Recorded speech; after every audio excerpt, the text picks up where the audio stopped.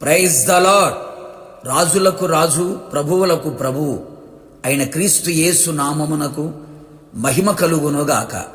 మీకు కృపయు సమాధానమును కనికరము విస్తరించునుగాక. ఈ దినపు యేసయ్య జీవపు మాట. హెబ్రీయులకు రాసిన పత్రిక 12వ అధ్యాయం 29వ వాక్య భాగం.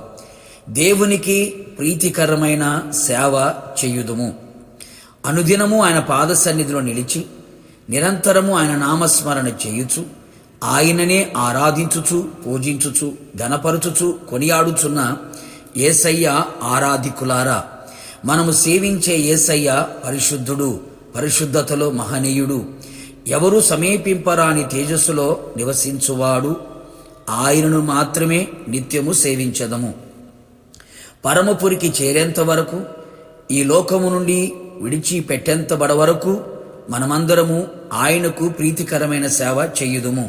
ఇంతవరకు నీకు నీవే ప్రీతికరముగాను మనుషులకు ప్రీతికరముగాను నడిపించబడాలని కోరుకున్నావో, అలా నడిపించబడ్డావో, ఇక మీదట యేసయ్యకు మనం ప్రీతికరమైన సేవ చేయుదుము. ఆయన మన కొరకు ఈ లోకమునకు దిగివచ్చి ఉన్నాడు. మన కొరకు శిలువ శ్రమలను అనుభవించి ఉన్నాడు. మన కొరకు మరణాన్ని అనుభవించి ఉన్నాడు. మన కొరకు పునరుత్థానుడై మన కొరకు తిరిగి రానై ఉన్నాడు.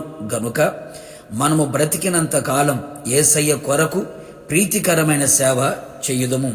అందుచేతనే మన దైనందిన జీవితంలో మన ప్రభునకు ప్రీతికరమైనది ఏదో దాన్ని పరీక్షించుచు వెలుగు సంబంధుల వలె నడుచుకొందము. అవును ప్రియులారా, అనుక్షణము, ప్రతి క్షణము, క్షణక్షణము, ప్రతిదినము, ప్రతి గడియ ఆయనకు ప్రీతికరమైనదేదో ప్రార్థనలోను వాక్య పఠనములోను ఆత్మచేత గ్రహించి పరీక్షించి తెలుసుకొని ఆయనకు మాత్రమే ప్రీతికరమైన సేవ చేయుదము.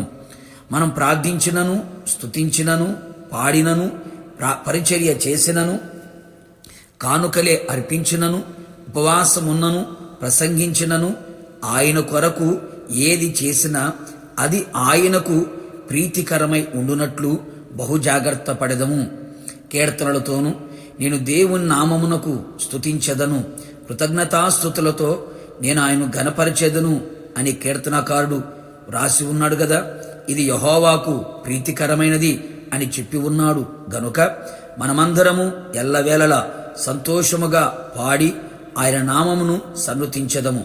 ప్రతి విషయములో మెలకువగలిగి మెండుగా నిత్యము, సర్వకాలము, సదాకాలము పూర్ణ హృదయముతో నిత్యము ఆయనకు కృతజ్ఞతాస్తుతులు చెల్లించి ఆయనకు ప్రీతికరమైన సేవ చేయుదము. పరిశుద్ధాత్మ చేత ఆత్మను, ప్రాణమును, శరీరమును పరిశుద్ధపరచుకొని ఆయనకు ప్రీతికరమైన సేవ చేయుదము.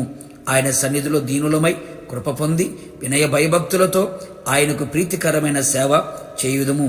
ఈ విధముగా మనం ప్రీతికరమైన సేవ ఆయన కొరకు మనం చేసిన ఎడల ఆయన సన్నిధిలో మనం ప్రీతికరమైన సేవ చేయన దానిని బట్టి ఆయన మన శత్రువులను మనకు మిత్రులుగా చెయ్యును.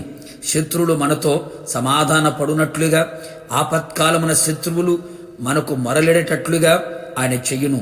అలాంటి సత్ప్రవర్తన కలిగిన వారమై దేవుని సన్నిధిలో నిలిచి ఉందము.